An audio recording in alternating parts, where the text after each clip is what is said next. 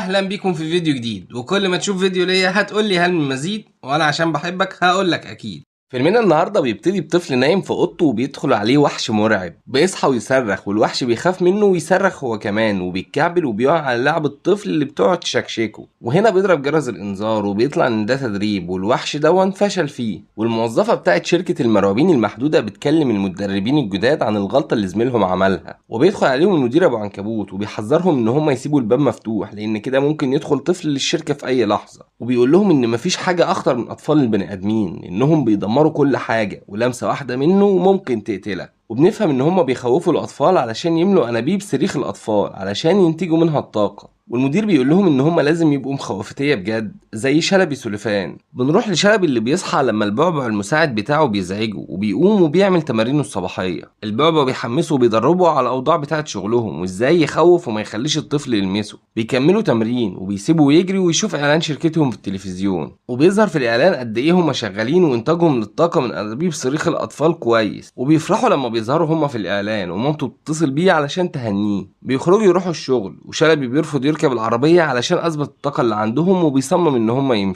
بيمشوا في الشارع والناس كلها واضح ان هي بتحبهم وعارفاهم. حتى كمان لما وصلوا للشركة واضح كمان ان هما مشهورين وسط زمايلهم. وبيوصلوا بقى لسالي شعنينو اللي البعبع كان بيحبها وبيقول لها انه عازمها في مطعم كوابيس. ولما بيروحوا اوضه اللبس بيشكر شلبي لانه جاب له حجز في المطعم ده لان مش بسهولة ان انت تتعشى هناك. فجأة باب الدولاب بيقفل لوحده وبيظهر أندل وبيتريق عليه علشان اتخض، وبيقول لهم إن النهارده هيكسر الرقم القياسي بتاعهم في تخويف الأطفال. والبابا بيروح لروز علشان التقرير اللي بيكتبها، وهي بتحذره إن هو ما يتأخرش تاني في التقارير، وبياخد ورقه وبيمشي يشوف شغله. بيجهز البعبع الأنابيب علشان خلاص الأبواب هتيجي، وبينزل كل باب عند الوحش بتاعه اللي هيدخل منه علشان يخوف الطفل اللي جواه. الكل بيستعد لدخول المخوفتية علشان يبدأوا شغلهم، وكل واحد بيروح عند المساعد بتاعه اللي بيجهزه للتخويف، وبيبتدي الشغل وبيدخلوا من الابواب. وشلبي بيحقق نجاح كبير، واندل كان متضايق لانه مش عارف يحصل الرقم بتاعه. والمدير ابو عنكبوت بيدخل يسال الشغل ماشي ازاي. في وقت ما بيخرج فجاه وحش مرعوب بسبب ان اللي كان بيخوفها كانت هتلمسه وما كانتش خايفه منه. والمساعد بينادي العمال علشان يدمروا الباب، وابو عنكب ما كانش عاجبه الخسائر اللي بتحصل دي، وبيقول ان خلاص ان دول اطفال اخر زمن، دول حتى ما بقوش يخافوا من المخوفتيه. بيخرج اندل وهو فاكر ان هو كسر الرقم القياسي خلاص بتاع شلبي، بس بيلاقي ان هو خارج برقم اكبر بكتير من اللي هو عمله وهو اللي بيكسب. بيطلع المخوفاتي شكري من الباب، والمساعد بتاعه بيعلن حالة الطوارئ بسبب ان شراب بتاع الطفل لازق على ظهره. وابو عنكبوت بيقول لشلبي ان عيلته كانوا بيديروا الشركة دي وان هو ممكن يعمل اي حاجة في الدنيا علشان تفضل شغالة، وبيقول له انه محتاج له علشان يدرب المخوفتية الجداد لانهم بصراحة يسدوا النفس. خلصوا الشغل وكانوا فرحانين بالرقم القياسي اللي هم عملوه، والبابا كان رايح علشان يتعشى مع سالي،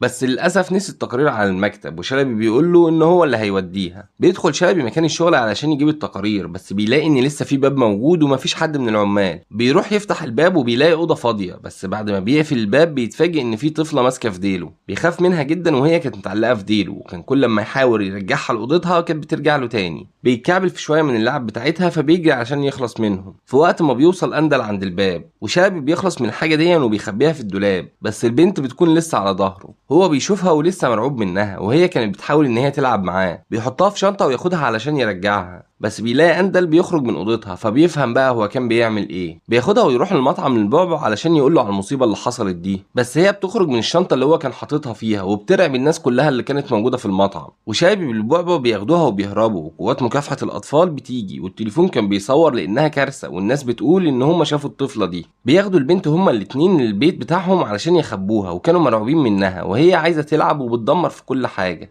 البعبع بياخد منها اللعبه وبتعيط، وبيلاقوا ان صريخها بيدمر الدنيا وهيكشفهم للبوليس وهيتقبض عليهم. شلبي كان بيحاول يخليها تبطل عياط ويلعبها لغايه لما بتسكت. بيسيبوها تلعب ويفضلوا يخططوا هيخلصوا منها ازاي علشان ما يروحوش هما الاتنين في داهيه. وبياخدها شلبي علشان تنام، بس بتبقى خايفه من الباب بسبب ان هي مفكره ان اندل هيطلع لها منه، فهو بينام عند الباب علشان يطمنها. وجات له فكره ان هما ممكن يرجعوها من نفس الباب، بس لازم نعمل لها لبس تتنكر فيه علشان نعرف ندخل بيها الشركه. ولما بيروحوا هناك بيلاقي البوليس منتشر في كل حته وبيفتش الشركه، وابو عنكبوت بيشوفها بس هما بيكذبوا عليه وهو ما بياخدش باله. بيروحوا علشان يجيبوا شفره الباب بتاعها، بس هي كانت مزنوقه وعايزه تخش الحمام، فهو بيروح يوديها، بس مره واحده ما بيلاقيهاش في الحمام وبتقعد تجري وتستخبى منه، وبيفضلوا يلعبوا مع بعض لغايه لما بيروح لهم البعبع والبنت بتكون خايفه وبتستخبى وسطهم لان اندل داخل عليهم. طبعا استخبوا من اندل، والمساعد بتاعه بيدخل بيساله هيعملوا ايه في موضوع البنت ده، وان الموضوع طلع في الجورنال واحنا كده ممكن نتكشف. بيروحوا علشان يرجعوها، بس البعبع بيجيب شفره اي باب وخلاص علشان يخلصوا منها، بس شلبي بيكون رافض وبيتخانقوا مع بعض، والطفله بتختفي وبيروحوا يدوروا عليها وشلبي بيشوفها ويروح يجيبها. البعبع بيهرب واندل بيظهر له يساله على البنت ويقول له لو ما كانش بيغش في الشغل ما كانش البنت دخلت شركته، وبيقول له ان الباب اللي جت منه البنت هيبقى عند اندل ومطلوب من البعبع ان هو يرجعها له في الوقت ده. وبيكمل شلبي جري ورا البنت لغايه لما بتنزل في الزباله والعمال بياخدوا الزباله ويمشوا. هي كانت هربت منهم، بس شلبي بيفتكر ان هم رموها في المفرمه بتاعه الزباله، وهي بتروح لمراقبين تانيين تقف معاه وشلبي بيدور عليها وبيغمى عليه من اللي حصل لها. البعبع كان بيدور عليه لما بيلاقيه شايل زباله وبيعيط، وفجاه بيلاقوها قدامهم، ولما البعبع بيضحكها بتنفجر اللمبات من ضحكتها وبيهربوا. بيروحوا للباب بتاعها علشان يرجعوها، بس البنت بتخاف وبتستخبى وشلبي بيرفض ان هو يدخلها. وبيدخل البعبع علشان يوريهم ان الجو امان، بس حاجه مره واحده بتمسكه وبيطلع اندل بيحطه في علبه وبياخده ويمشي. وبيخرج شلبي يجري وراه وبيدور عليه مش بيلاقيه، والبنت بتفتح له باب سري وبيدخلوا من سرداب بيوديهم لمكان سري بتاع اندل، وسمعهم وهم بيقولوا معاهم البنت. ولما بيطلعوا الصندوق بيلاقوا ان هو البعبع، فبيربطوا في الكرسي علشان يشغلوا جهاز عليه بيشفط الصريخ، بس الجهاز بيتعطل فجاه واندل بيدور بيلاقي حد شال الفيشه، وشلبي بيخطف المساعد بتاعه وهو بيركب الفيشه تاني. ولما بيرجع بيلاقي الجهاز شغال على المساعد بتاعه وهم هربوا.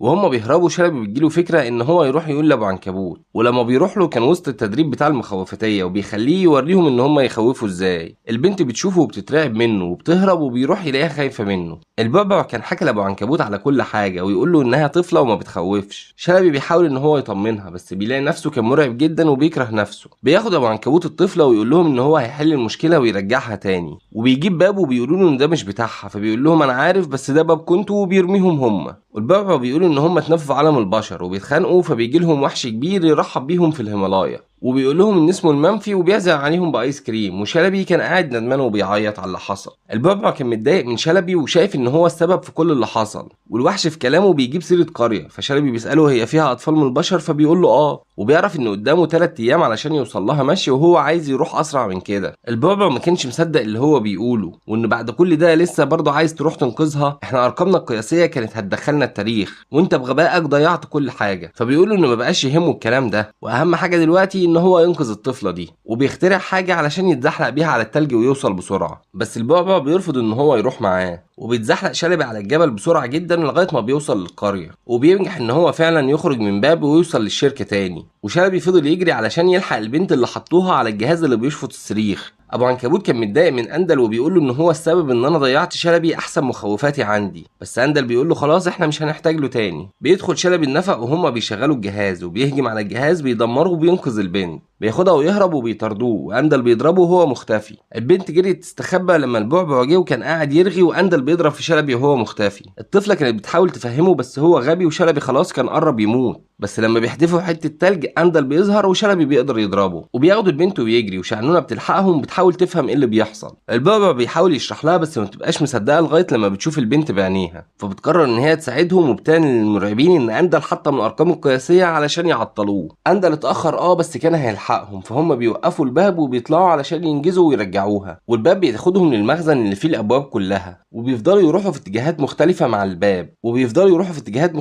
الباب واندل بيروح في اتجاه تاني، بس الطاقه بتقف والابواب كلها بتقف، وكده اندل قرب يمسكهم. وفجأة بيظهر أندل وبيخطف البنت ويوقعهم، بس بيدخلوا قبل ما الباب يتدمر. أندل بيدخل في باب وشلبي بيحاول يدخل وراه، بس أندل بيضربه، وكان بيحاول ان هو يوقعه لتحت ويقول له خلاص ان زمنك انتهى. والبنت بتمسك في أندل وتحاول ان هي تدافع عن شلبي، لغاية لما شلبي بيقدر ان هو يدخل وبيضرب أندل ويمسكه، وهوب بيرموه في باب وبيوقعوه يتكسر، وكمان بيطلع من الباب ده عند ناس غشيمة بيمسكوه وهاتك يا ضرب. ولما بيروحوا الباب بتاعها علشان يحاولوا يرجعوها بيلاقوا ان الباب خدهم ومشي، وبيطلع ابو عنكبوت هو اللي سحب الباب علشان الشرطه تقبض عليهم. بيطلع لهم البعبع وهو شايل البنت وبيجري بيها وهم بيجروا وراه، وبتبقى دي خطه، وشلبي بيخلع الباب وبتبقى البنت لسه معاه، وبيشوفهم ابو عنكبوت وبيجري هو وراهم. شلبي بيمنعه من الدخول على ما يركب الباب ويدخل البنت جواه، بس ابو عنكبوت عرف يدخل وراهم وبيقول له ان هو كده زودها جدا، ويقول له ان هو ما عندوش مشكله وعادي ان هو يخطف طفله علشان شركته ما تقعش وما تفلسش، بس كل دي بتبقى خدعه من شلبي. والبعبع بيكشفوا قدامه البوليس وبيوري لهم تسجيلات وهو بيتكلم، فبيقبضوا عليه، وبتجيله الست بتاعه التقارير اللي بتطلع القائده بتاعه البوليس، وبتقول له ان من غيره ما كانتش هتعرف ان الموضوع ده وراه ابو عنكبوت. وبيقولوا لها ان هم عايزين يرجعوا البنت تاني للعالم بتاعها، بس هي بتشترط عليهم ان هي لو رجعتها هتفرم الباب بعدها. شلبي كان صعبان عليه ان هو مش هيشوفها تاني،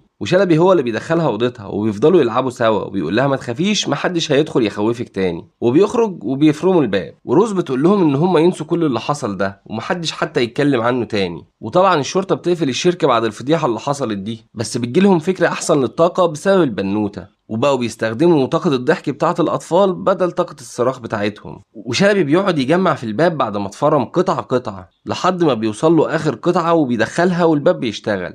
شفنا الجزء الأول مع بعض من شركة المرعبين المحدودة، وتعرفنا على أبطال فيلمنا شلبي سولفان ومارد وشوشني. دلوقتي بقى هنروح بيكم لبداية القصة لما كانوا هم صغيرين، وبتبدأ قصتنا النهاردة بأتوبيس مدرسة كان فيه وحوش صغيرين رايحين شركة الرعب اللي دارت فيها أحداث الجزء الأول. من ضمن الأطفال دول كان مارد وشوشني، وهو لسه شكله صغير كده وحليوة، وكان متحمس جدا علشان يشوف الشغل اللي بيتم جوه الشركة. كل اتنين من الطلاب بيبقى مطلوب منهم ان هم يبقوا مع بعض، الا وشوشني اللي كانوا بيستقلوا بيه بسبب ان هو حتة صغيرة كده. عموما المدرسة هي اللي بتبقى معاه، وبيدخلوا اخيرا الشركة علشان يتفرجوا عليها. بيشرحوا لهم جوه ان المخوفتية بيروحوا للاطفال البشريين، بيخوفوهم وبيخلوهم يصرخوا، وبالصراخ بتاعهم دون بيجمعوا الطاقة. بيدخل عليهم المخوفتية الكبار واللي بيستعدوا علشان يبدأ شيفت شغل التخويف بتاعهم. بيكون فيهم واحد بيقول لهم ان هو اتعلم التخويف في جامعة الوحوش. مارد بيعجب بيه جدا وبيقرر ان هو يتجرأ ويدخل مع المخوفاتي ده علشان يشوفه وهو بيشتغل. وفعلا بيدخل وبيتفرج عليه، ولما بيخرج المخوفاتي بيلاقي ان الدنيا كلها مقلوبة بسبب ان وشوشني دخل مع الأوضة. بيعجب بجرأة وشوشني وبيديله الكاب بتاع الجامعة بتاعه هدية، ومن ساعتها كان حلمه ان هو يدخل زيه جامعة الوحوش. وفعلا بيتحقق الحلم ده لما بيكبر مارد وشوشني وبيدخل اخيرا الجامعة. بيفضل يتفرج وهو منبهر على الاقسام المختلفة في الجامعة، زي قسم الابواب مثلا اللي بيدخلوا منها، لحد ما بيوصل لمدرسة الرعب وبيبقى منبهر من منظرها الجميل. بيدخل السكن وبنلاقي ان زميله في السكن يبقى اندل، بس ده قبل ما يبقى ندل وشرير، واللي كلنا طبعا كرهناه في الجزء الاول. بياخدوا بعض وبيطلعوا على اول محاضرة ليهم لانهم كانوا مع بعض في قسم التخويف. بتستقبلهم المديرة بتاعت الجامعة وبتقول لهم ان ده اهم قسم عندهم، وانك عشان تكمل فيه لازم تثبت فعلا انك وحش يعني مش اي مخوفاتي والسلام،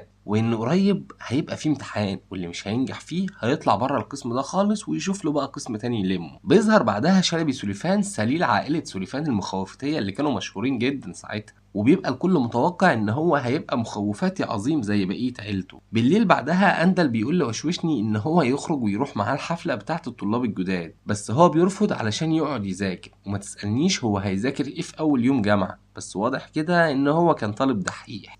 شوية بيدخل شلبي من الشباك وكان بيجري ورا كائن صغير وكان عايز يمسكه. بيساعده مارد وبيفضلوا الاتنين يجروا ورا الكائن لحد ما بينجحوا ان هما يمسكوه. بيروحوا بيه الحفلة عند الأخوية، وكان ده اختبار لشلبي علشان يدخل الأخوية المشهورة. بينبهروا بشلبي علشان قدر ان هو يمسكه، وبيتريقوا على وشوشني مع ان هو اللي يعتبر مسكه لشلبي. بيرفضوا يدخلوه الأخوية وهو بيبعدهم ان هو هيبقى احسن منهم كلهم. من بعدها وبيفضل فعلا وشوشني ان هو يذاكر ويجتهد، والكل في المكان اخد باله ان هو طالب مجتهد، وشلبي بدأ ان هو يتضايق منه ويغير. بيجي يوم الامتحان بتاع التخويف، وبسبب ان شلبي غيران من وشوشني الدنيا بتبوظ منهم خالص جوه، وكمان بيوقعوا الانبوبه اللي بيعبوا فيها الطاقه. بتيجي العميده وبتتكلم معاهم هما الاتنين، بتقول لمارد انت طالب مجتهد وشاطر جدا، بس المشكله ان شكلك ما بيخوفش. وبتقول لي شلبي سلوفان انت شكلك مخوفاتي كويس، بس للاسف طالب فاشل، وعلشان كده انا هريح دماغي وانتوا الاتنين مرفوضين. وشوشني بقى طبعا كان زعلان جدا من اللي حصل له، وان هو هيسيب القسم بتاع التخويف اللي هو بيحبه. بتيجي في دماغه فكره وبيطلب ان هو ينضم للمسابقه بتاعه التخويف. العميده بتوافق فعلا على تحدي وشوشني ليها، وبتقول له يا سيدي كون فريق وادخل المسابقه، ولو نجحت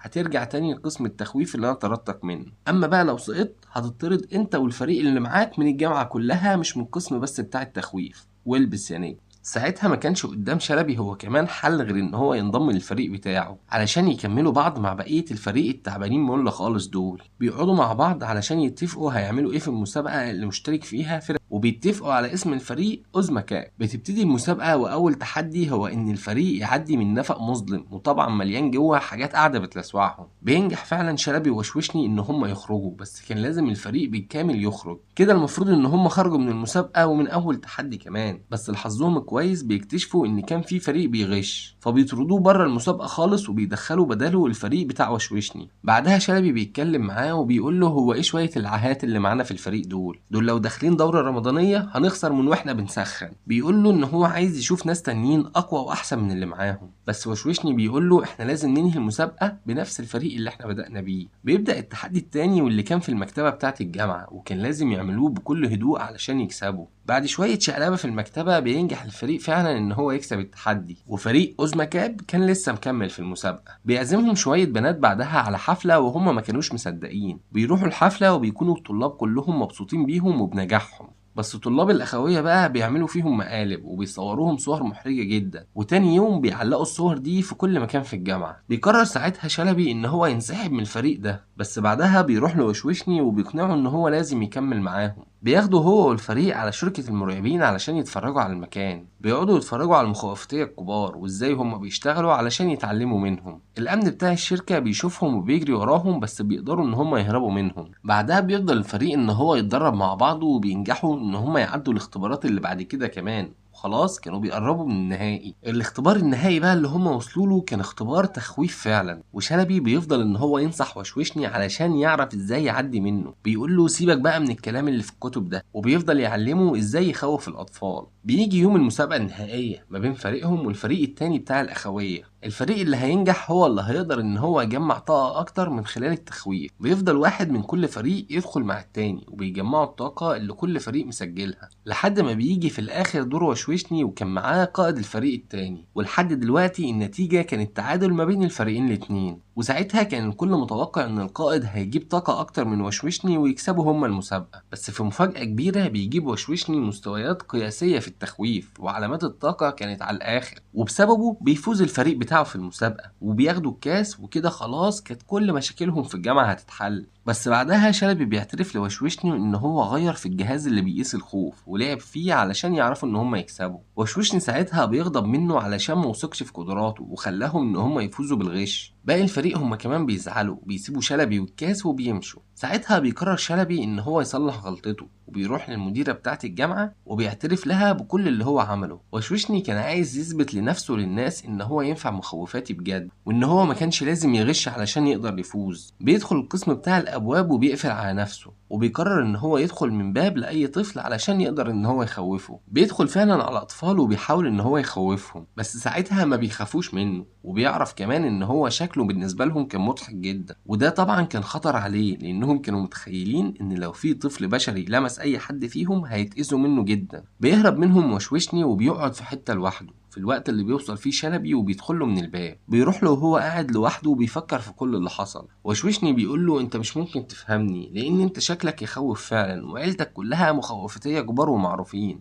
انما انا فاشل في موضوع التخويف ده. شلبي بيقول له ما انا برضو طول عمري ضاغطين عليا علشان اطلع مخوفاتي زي عيلتي، وديني اهو في الاخر فشلت واحتمال نطرد كلنا. بيلاقوا بعدها ان البشر بيدوروا عليهم فبيجروا يستخبوا منهم. وهناك في الناحية التانية المديرة كانت عايزة تدمر الباب علشان ما يجيبوش عدوى من عالم البشر ويجوا. شلبي وشوشني عملوا خطة ونجحوا ان هم يخوفوا البشر اللي بيدوروا عليهم ويرجعوا تاني من الباب. وساعتها كانت وصلت شرطة الأطفال بيقبضوا عليهم وبيطردوهم من الجامعة خالص. بيروحوا بعدها يودعوا أصحابهم اللي هم كانوا باقي الفريق بتاعهم اللي المديرة رجعتهم لقسم الرعب. شلبي بيلحق وشوشني قبل ما يمشي علشان يقوله إنه أشجع مخوفاتي شافه في حياته، وإن هو كان همه يساعد الفريق من أول يوم. وساعتها بتظهر لهم المديرة وبتقول لهم إن هم فاجئوها باللي هم عملوه. بيشتغل بعدها الاتنين في مكتب البريد بتاع شركة المرعوبين، وفي الآخر بينجحوا إن هم ينضموا للشركة ويكونوا بيشتغلوا مخوفتية زي ما كانوا بيحلموا علشان تدور بعدها أحداث الجزء الأول.